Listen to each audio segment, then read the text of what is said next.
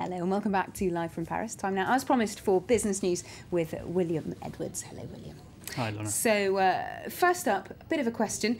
How do you lose $2 billion in 6 weeks? It sounds hard to do, but apparently JP Morgan has managed it. Tell us more. That's exactly what they've done. Trading losses is how they've done it, and it was through someone called, or known as, the London Whale. Seems to be linked. Now, here's this chap. Well, the chief executive said this was partly linked. There was a report in Bloomberg back in April that one JP Morgan trader was making trades big enough on the bond market to move the entire $10 trillion market. So these trades were obviously rather huge. He became known in bond trading circles as the London Whale. He was based obviously in London, and it seems that partly to do with him, they have made these $2 billion in trading losses. They were made on complex credit derivatives. Of course, at the centre of the financial crisis were similar financial instruments, very complex, made up of a lot of different financial products, all wrapped into one and sold on the markets. So a very dangerous thing to be messing with there. But the CEO of JP Morgan has admitted that it was caused by errors, sloppiness and bad judgment, and he said it could get worse as more comes out about this. OK, well, we're going to take a look now at the markets and how those are opening up here in Europe. Hopefully the London Whale won't be moving things too much today. Yes, well, it's not looking great on London or any of the other European markets at the moment. Of course, there are those worries still about Greece, which lacks a government with those coalition talks going on. Wolfgang Schäuble has said this morning in an interview that the Eurozone can support Greece leaving the Euro, which is interesting to hear them even referring in these terms to such an event. Of course, it used to be said that it was absolutely not an option. Now they're conceding that it might be an option. Also, the Spanish IBEX is down more than the other major European markets. We'll be talking more about that later and finding out why that is. Let's take a look at there we go, I've got the figures there. You can see down minus 1.3% on the IBEX. Let's take a look as well at Asia, and things haven't been going very well there overnight European time either. That is partly down to data out of China. Inflation has slowed slightly to 3.4%. Industrial production, while still growing at 9%, in April, it was down from double figures, from 12% last month, so that has caused worries about a possible slowdown in China's economy. Meanwhile, there are a number of Japanese companies reporting earnings at the moment. Among them is Nissan, which has more than doubled its profits on record sales. The car maker sold 4.85 million vehicles, bouncing back from the disruption caused by last year's Japanese earthquake. Well, continuing that news in brief, a company that's not doing so well is Panasonic, recording a record loss for a non-financial Japanese company of 7.5 billion euros. The electronics firm is in the middle of a major reorganisation and forecasts a return to profit in the coming fiscal year. And meanwhile, shares in Sony have dropped by over 6% after the company announced a record full-year loss of $5.7 billion. Like Panasonic, it forecasts a return to profit this year. A little wrap up there of some company news, but we're going to come back to Europe now, William, because Spain rather struggling to keep all its balls in the air, so to speak. Yes, we saw the effect on the IBEX.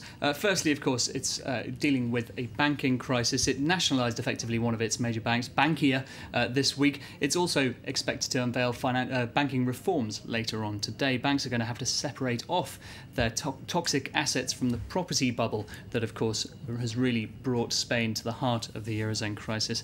Meanwhile, the government itself is struggling to stick to its deficit targets.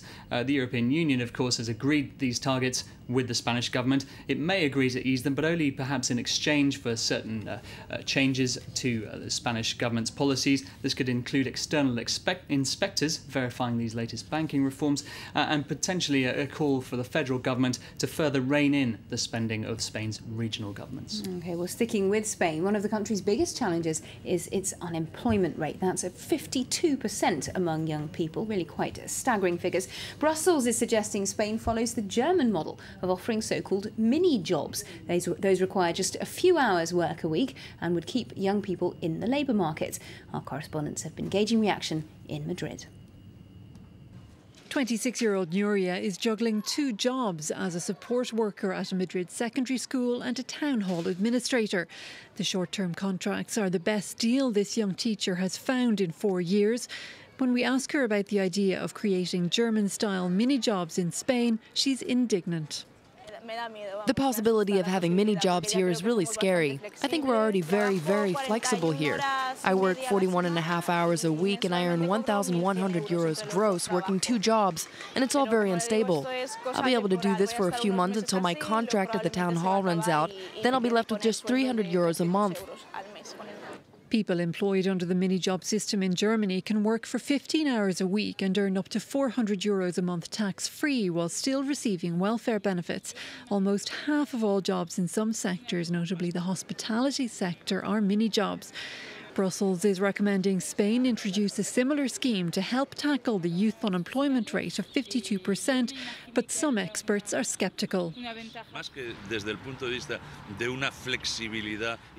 More than on and off flexibility and a poor salary, it would seem a better idea to introduce flexibility controlled by the worker through an entrepreneur or self-employed status that allows them to manage their own work. Nuria considers herself lucky not to be among the 1 million unemployed graduates, but she hopes quality jobs are generated soon. Next, now, I don't know about you, Lorna, but I'm already starting to think about my summer holidays. And like many Europeans, I'll be keeping an eye on my mobile phone bills when going abroad. Now the European Parliament has voted to limit roaming charges within the EU, and consumers will pay less for calls, text and data, and it could knock hundreds of euros off annual bills. During your summer holiday this year, you may be more tempted to keep in touch with home by phone than by postcard. Now that European lawmakers have set a cap on mobile roaming charges within the EU, you won't have to be as worried about being stung by an unexpected bill. For a family, it will make a difference when they're going on summer holiday of 200 euros this year already. And for businesses, for the business people, it makes a difference for talking about 1,000 euros on an annual base. The new limits cut average roaming charges by at least a third. Making a call within the EU will cost a maximum of 29 cents a minute, and receiving a call no more than 8 cents a minute, while sending a text message will cost 9 cents at most. The costs will fall further in 2014, and smartphone users will benefit as well. From this year, the price of downloading data while travelling in the EU will be limited to 70 cents per megabyte. By 2014, it will go down to 20 cents. That's compared to the €5 per megabyte charged by some providers now. 1 megabyte is enough to download about 100 text-only emails or spend a few minutes surfing the web. Mobile service providers lobbied against the new law, worried it would hit revenues. But analysts say consumers will be encouraged to use data abroad rather than switching off altogether. And the designer of the legislation says cell phone companies have been overcharging for too long. It is like a spoiled child that is used to a certain treatment, and then when time is over, then is saying, but I prefer the past.